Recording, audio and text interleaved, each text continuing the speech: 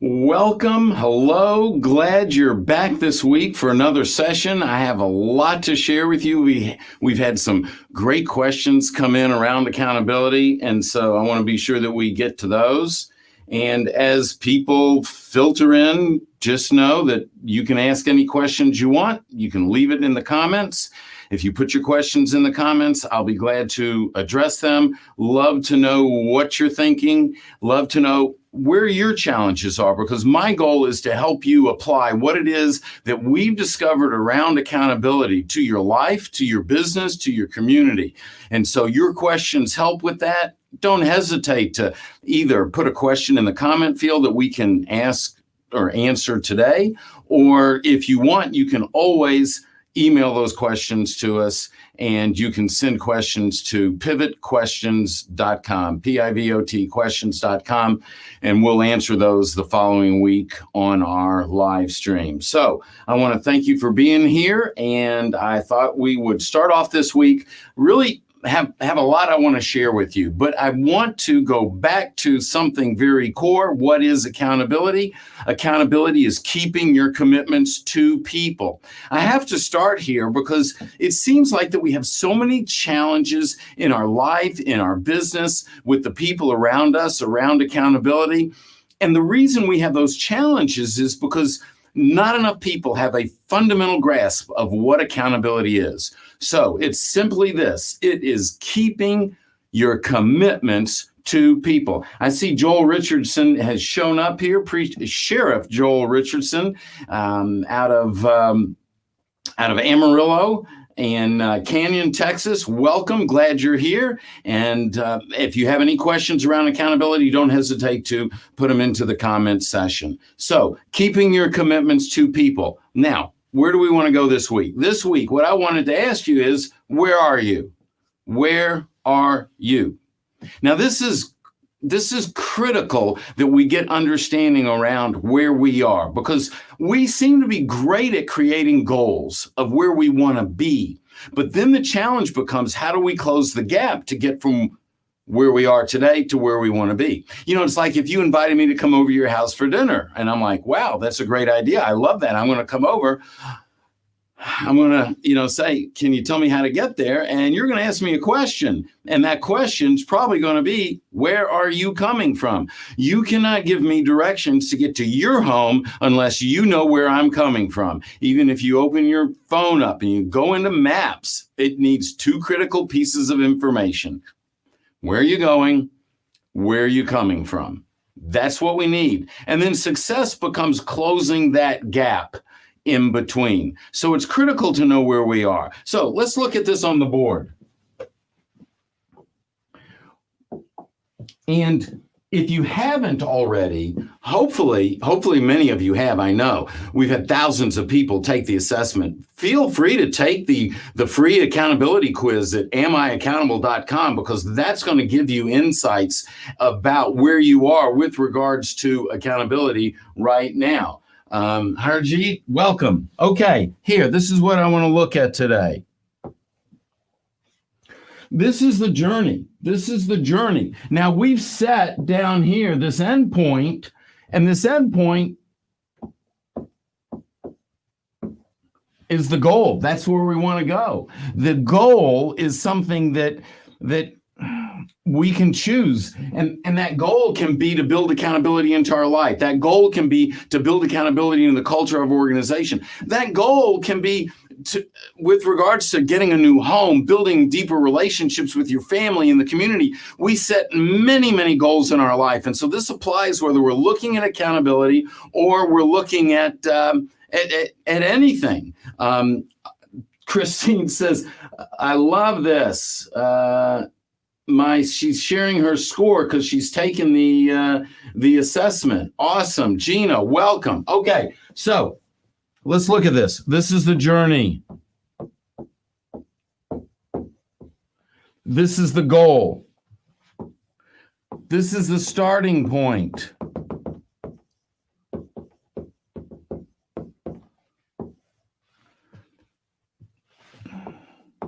Doesn't want to write. This is the start. Great. So we're here. We want to go here. it's not enough to have the goal. We need to also know where we're starting from. Here, let me show you this a little bit differently. The question becomes, how do we navigate these stages? Because there's usually 4, 5, 6 stages between getting where we are to where we want to go. This is where we are now. This is where we want to be. So it's critical that we take the time to figure out where we are. Now, what does that mean? That means being brutally honest. That means if we're trying to increase our income, that means taking a step back and saying, okay, where are we now? What are we earning now? What are our skill sets? What's our career path? Do we need new skill sets? Do we need more education?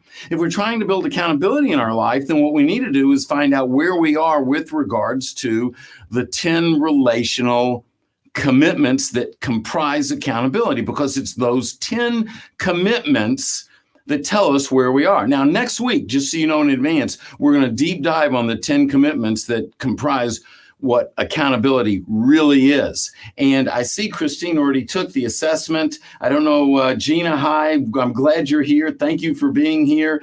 If you haven't taken the assessment, be sure and take the assessment at amiaccountable.com. You can have your team take the assessment. You can then sit around and discuss the scores with your team. But it's imperative that we know where we are, because once we know where we are, we can plot that path to get to where we want to be. Now, sometimes we have to face the ugly truth. Sometimes where we are isn't where we want to be, but that's okay. As long as we know where we are, we can take the next step and get to where we want to be.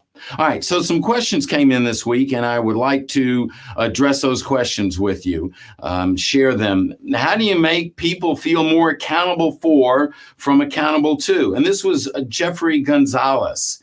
I love that question. How do you make people feel more accountable for from accountable to? Well, let's go into a little bit of detail in this. And accountable to, when someone's accountable to, they are responsible for some aspect of your well-being. They affect your life beyond a surface level. So when we're accountable to someone, it's because they affect our life beyond a surface level. Now, accountable for, what that means is that you are responsible for some aspect of another individual's well-being. You affect their life beyond a surface level. And in that situation, you are responsible for them. So if you're working in an organization, your boss impacts your life beyond a surface level. Certainly you are accountable to her or him. As a child growing up, I was accountable to my parents. I was supposed to clean my room. I was supposed to do my homework. And sometimes those things got done. So yeah, there was an accountability too. Now, if you're a leader in an organization, then what happens is you have the ability, you are responsible for some aspect of their well-being. And now at that point, we're accountable for. In the case of my parents, my mom, for instance, my mom is going to be 93 in a couple of months. She lives in independent living, but we pay her bills, I manage her assets. We're now accountable for her well-being, making sure she sees the doctor when she needs to see the doctor, making sure she has what she needs. So the relationship there went from accountable to accountable for. Now, there's a little more information here that you need to know. Just because you're accountable to doesn't mean you're accountable for. But if you are accountable for, you always are accountable to. If you're accountable for, you're always accountable to. Accountable for is like a stewardship relationship. You are responsible for their well-being. You are responsible for their success. You are responsible for their growth. Wow, that sounds like leadership, doesn't it? Well, and that's why I always say, accountability is the highest form of leadership. And so it's imperative that we take on that responsibility for those people if we truly want to be great leaders. So the question is, how do you make people feel more accountable for from accountable to? In the first place, whether you're accountable to or accountable for is going to derive or flow from the relationship that's in place. Meaning, if I go to work for, let's say Joel's on the call. Let's say I go to work for Joel. I report to Joel. I'm accountable to Joel. I need to fulfill my accountability to Joel. I am not accountable for Joel. If you're a child growing up, you're not accountable for your parents. And so we can't just arbitrarily take someone from accountable to accountable for. The relationship is going to deem what is called for, what's required in that situation. Now, what happens sometimes, though, and I think this is what Jeffrey is getting at, there are times when people in a leadership position just do not show that they are accountable for the people that they lead. They have not taken that responsibility upon themselves. And so, it's like, look at that. Geronimo, thank you for that. I appreciate that. That's great. I hope that's a positive thing. I saw the movie, so things in that movie kind of went all different ways. What happens is, if we don't accept the responsibility of accountability, if we don't accept the responsibility of those people, then yes, we're being negligent as a leader. And so we are not being accountable for. It's very difficult to force someone to take that next step. But it's something that if we are leaders and we have leaders that report to us, as leaders, part of our responsibility is to help show people what their potential is, to lead them to their potential, to discover that potential, and to help them get there. And so if we're developing leaders, then we need to model to the people that we are leading what this looks like, and then help them be accountable for the people that they're leading. And so if that's the question that you're asking, that's the direction I would want to go. We model it first, and then we mentor those leaders that we're developing in our organization, how they can be accountable for the people they lead. Great question. Appreciate it. Okay. Now, next question. And Jeffrey was prolific this week because he sent in 2 questions. And I love that. And I thank you for those questions, because we can apply this to what it is that you are doing. Regarding accountability, principle number 3, detailed in the book, I Am Accountable. Oh, I'm so excited that you're reading I Am Accountable. Thank you. It says, if there is no accountability at the individual level, there can be no accountability to anyone else. The question is this principle always the case? Because I almost feel the order is opposite for myself. I don't feel accountable for or to other people. If I don't feel accountable for or to other people, I almost don't feel the accountability to myself. Okay, I can understand how that can happen. But first of all, we need to differentiate between accountability and responsibility, which means we need to differentiate between tactics and relationships. Here, let me show this to you. Maybe if I illustrate it, it'll make a little more sense.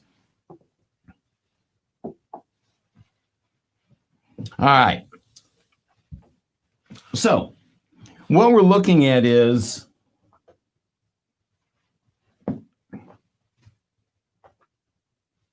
we'll go to this camera. All right. Sorry about the technical difficulties. All right. There's 2 types of commitments. There's tactical commitments, and there's relational.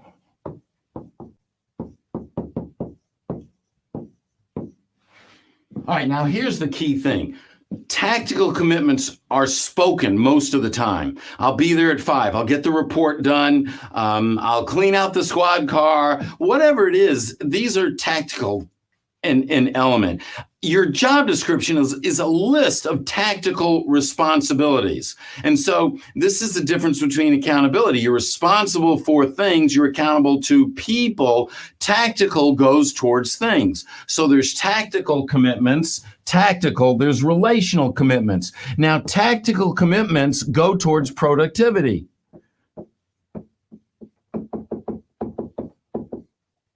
Now, just because you're being productive and getting stuff done does not mean you're being accountable. And this might be where, Jeffrey, there's a little confusion here. Relational commitments, now here, these go towards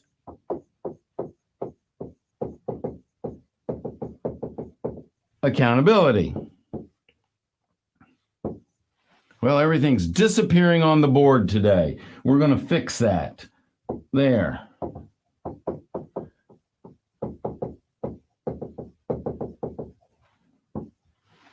So tactical commitments go towards productivity. Relational commitments go towards accountability. But it gets deeper. Productivity, this is key,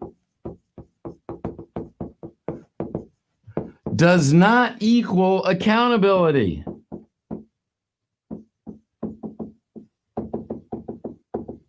It's not the same thing. Productivity does not equal accountability, but accountability, when it's present in an organization, it goes towards greater productivity.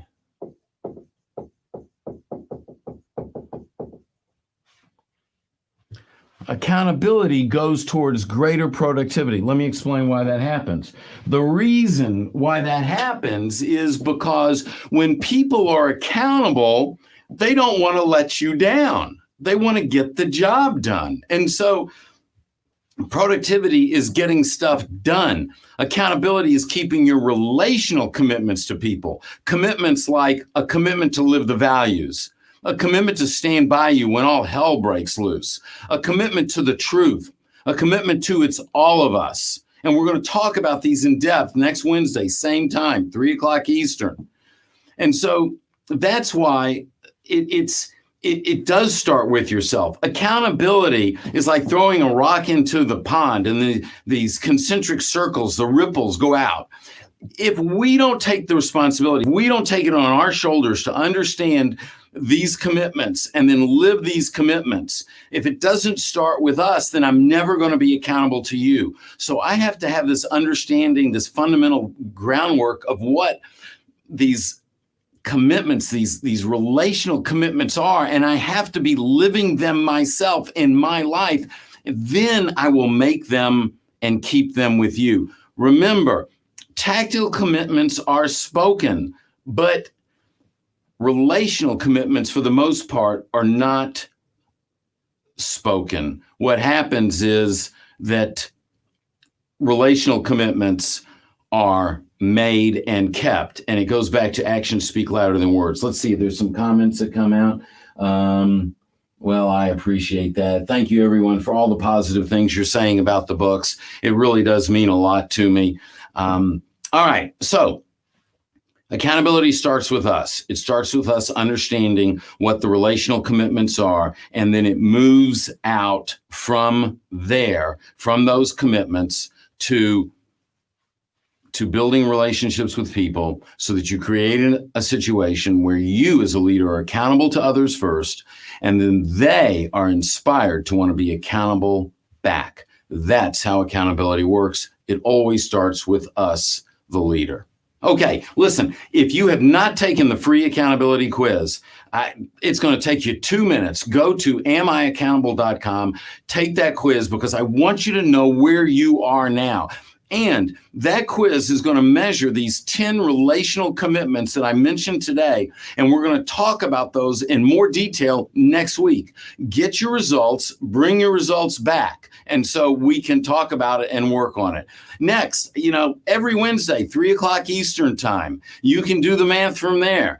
And we're going to be here and we're going to be talking about accountability, building accountability in your life, building accountability in your organization, building more accountable communities. Bring friends, bring your neighbors, bring coworkers. Let's get a robust conversation. And I want to be sure that you know, again, next week, we are talking about these 10 commitments that make up accountability. You can follow me on Instagram at Sam Silverstein or LinkedIn at Sam Silverstein. And please, if you have questions, send them to pivotquestions.com. pivotquestions.com. And that way we will take those questions, we'll build them into the content for next week, and I would love to hear from you. Thank you all for being here. I really appreciate it. And I hope everyone has a great rest of the week.